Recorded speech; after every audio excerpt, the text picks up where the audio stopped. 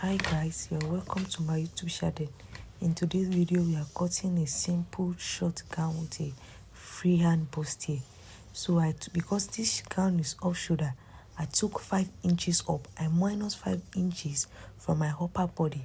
My upper body is 16 inches. From my shoulder to my waist is 16 inches. So I took away 5 inches. You can take away 4 inches. Me, I want my own to be more deeper, so I took away 5 inches. And this guy doesn't have an armhole. The sleeve was tacked at the armhole side, so no need of putting armhole. So this is me cutting the skirt. So from my I took 8 inches down from my waist to my hip length. That's 8 inches, and I used 19 for the full length of the gown of the skirt. I used 19 for the full length. My full length was 36, so I minus 16 from it, so I got 19 inches. So this is the zip allowance. I use 1 inches for the zip allowance because this material is not much at all, so I'm trying to do with what I have. So this is the upper body, the cutting of the upper body. I added 1 inches so that it may be 17 inches for sewing allowance. And then after marking out my 17 inches, I ruled it out. Please take 4 inches away out of your 16 inches or 18 inches out of your lower body, upper body measurement. So my breast point is 8 inches divided by 2 is going to give me 4 inches. So I took that and I mark it down. Then I rule a straight line connecting the dots together. So you can see that's my 5 inches. Can you see? So my 10 inches for my bust point and 13 inches for my under bust. 10 inches for my bust point and 13 inches for my under bust. Connected it together, rule a straight line. This is a freehand easy stuff, no need for pattern, very easy. So from my under bust, I come up from my bust point by half an inch, and I went down by an half an inch. That's the half an inch. I'm showing it so that you can see it. It's 0.5. Some people call it 0.5, but let's say half an inch. From my bust point at the side, I took 1 inches. At the other side, I took 1.5 inches. So I drew a straight line connecting it together.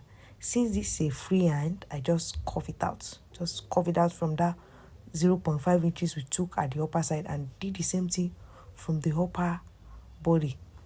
So from this, I took 1 inches on both sides for the bust tightening. Then I connected it together. So easy. Then put in my measurement, added 2 inches for my sewing allowance.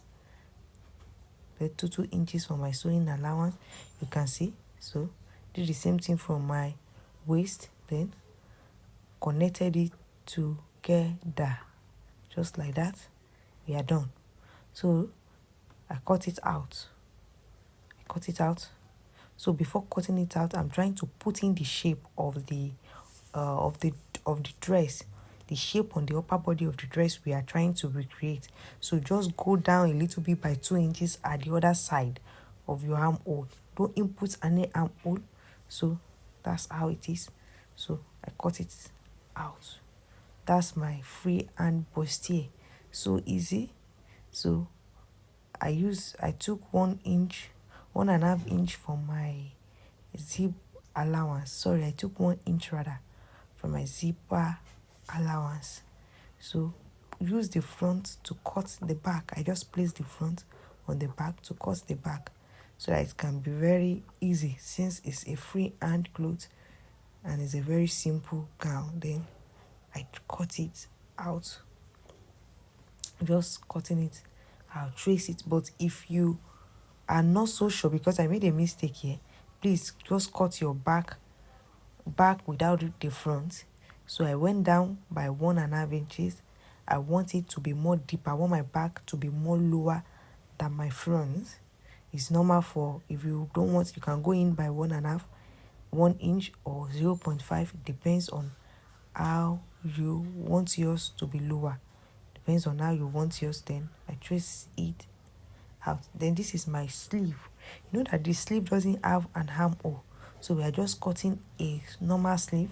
So I just times the round, my round sleeve, I just times it by 2, then to get it, because the rubber, so that if you pass the rubber you will get the fullness. Since we are managing this fabric, we don't have a lot of fabric to do with, so I just use 20 inches for roundness. So thank you, bye.